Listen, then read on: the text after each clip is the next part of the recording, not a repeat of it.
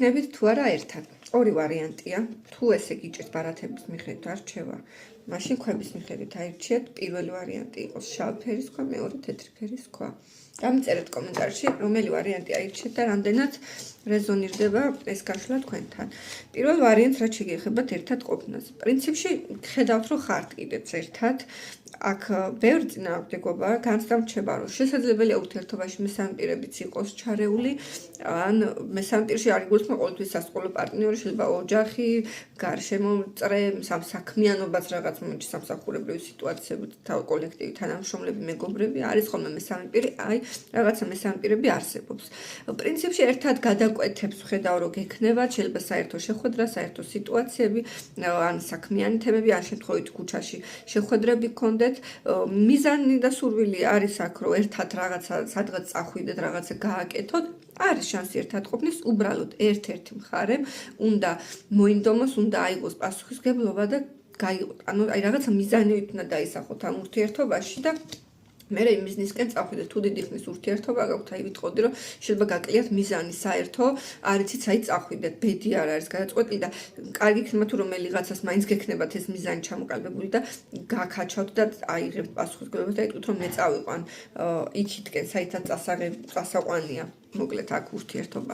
რაც შეეხება მეორე ვარიანტს, თეთრი ფერის ქვა ვინც აირჩია. მეორე ვარიანტს გეტყვით, რომ აქ აშკარად არის ურთიერთობაში მისაღები გადაწყვეტილება, როგორი მომენტი აიცით, არჩევანია გასაკეთებელი, შეიძლება რაღაცა მძიმე საკითხია გადასაწყვეტი და არ სურს რომელიღაც მხარეს, ან თვალებს ხუჭავს განძრახ, ან რაღაცის დანახვა უნდა, ორმაგი აზრი, ორმაგი სტანდარტები, ორმაგი ფიქრებია და ჭირს გაწყვეტილებების მიღება.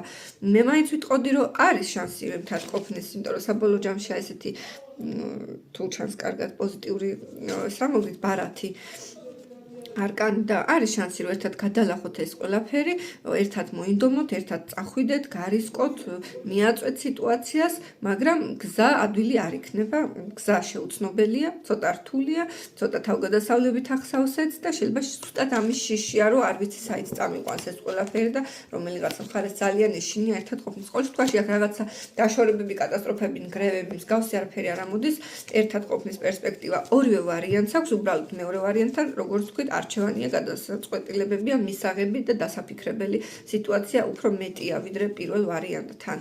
პირადი გაშლებისთვის შეგიძლიათ დამიკავშირდეთ Facebook მაყურებელი Facebook გვერდზე, YouTube და TikTok მაყურებელმა მოწეროთ Instagram-ზე. ბედნიერ სიყვარულით, სიხარულით სავსე ცხოვრებას გისურვებთ, ჩემო საყვარლებო.